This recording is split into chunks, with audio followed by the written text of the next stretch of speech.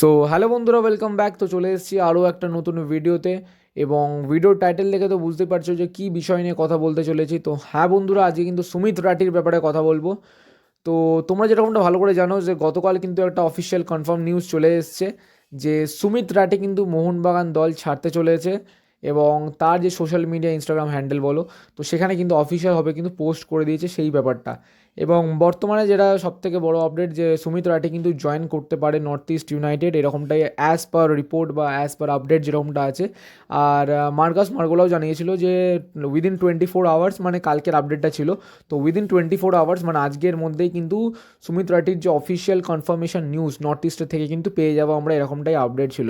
তো সত্যি কথা বলতে এই সুমিত রাঠিকে আমরা হয়তো ভেবেছিলাম, যে অনেকজন হয়তো ভেবেছিল যে এই সুমিত রাঠি কিন্তু ভবিষ্যতে কিন্তু একটা ভালো প্লেয়ার হয়ে উঠবে, মোহনবাগান সিনিয়র দলে চান্স পাবে, বাট তার থাকা এবং না থাকা দুটোই কিন্তু সমান হয়ে পড়েছিল।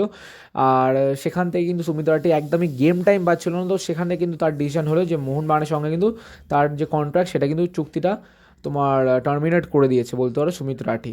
আর বেশি তোমার বাকিও ছিল না, এই মে অবধি তার কন্ট্রাক্ট ছিল, তো 31 মে 2025 অবধি তার কন্ট্রাক্ট ছিল। বাট সুমিত রাঠি কিন্তু মোহনবাগান দল ছেড়ে দিয়েছে, এরকমটাই কিন্তু আপডেট। আর বর্তমানে কিন্তু নর্থ ইস্টের সঙ্গে কিন্তু মানে নর্থ ইস্টের জার্সি গায়ে কিন্তু চাপিয়ে কিন্তু আমাদের সুমিত রাঠি কিন্তু খেলতে চলেছে, এরকমটাই আপডেট আছে। তো তোমাদের কি বক্তব্য এই আপডেটটা নিয়ে সেটা কিন্তু অবশ্যই কমেন্ট করে জানাতে একদম ভুলো না। আর সুমিত রাঠির যে ডিসিশন সেটা কি সত্যি সত্যি ঠিক ডিসিশন, না তোমাদের মতামতটা কী বলে সেটা নিয়ে কিন্তু অবশ্যই কমেন্ট করে জানাতে একদম ভুলো না। চলো বন্ধুরা, টাটা, দেখা হচ্ছে অন্য একটা ভিডিওতে।